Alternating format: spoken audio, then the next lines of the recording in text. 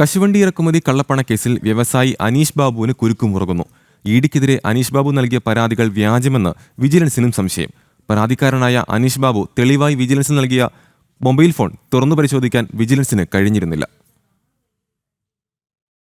കേസിൽ നിന്ന് ഒഴിവാക്കാൻ ഇഡി അസിസ്റ്റന്റ് ഡയറക്ടർ ശേഖർകുമാർ കൈക്കൂലി ചോദിച്ചെന്നായിരുന്നു വിജിലൻസിന് അനീഷ് ബാബു നൽകിയ പരാതി. ഇതിന്റെ പ്രധാന ഡീറ്റെയിൽ തെളിവായി കൈമാറിയ മൊബൈൽ ഫോണാണ് വിജിലൻസിന് പരിശോധിക്കാനാകാത്ത വിധം ഡീറ്റെയിൽ ലോക്ക് ചെയ്തിരുന്നത്.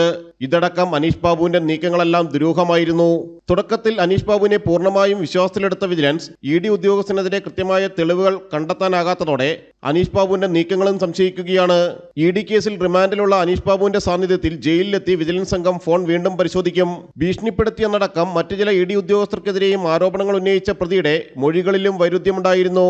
കശുവണ്ടി ഇറക്കുമതി കള്ളപ്പണ ഇടപാട് കേസിൽ ജനുവരി 14-ന് ഇഡി അനീഷ് ബാബുവിനെ അറസ്റ്റ് ചെയ്തു. ലഹരി കേസ് പ്രതിയുടെ വീട്ടിൽ ഒളിവിൽ കഴിയുമ്പോഴായിരുന്നു അനീഷ് ബാബു പിടിയിലാകുന്നത്. പ്രതിയുടെ ബന്ധങ്ങളും ദുരൂഹമാണ്. ആഫ്രിക്കൻ രാജ്യങ്ങളിൽ നിന്ന് കുറഞ്ഞ വിലയ്ക്ക് കശുവണ്ടി ഇറക്കുമതി ചെയ്ത് നൽകാമെന്ന് വിശ്വസിപ്പിച്ച് 25 കോടി തട്ടിയതാണ് പരാതി. ജനം, കൊച്ചി.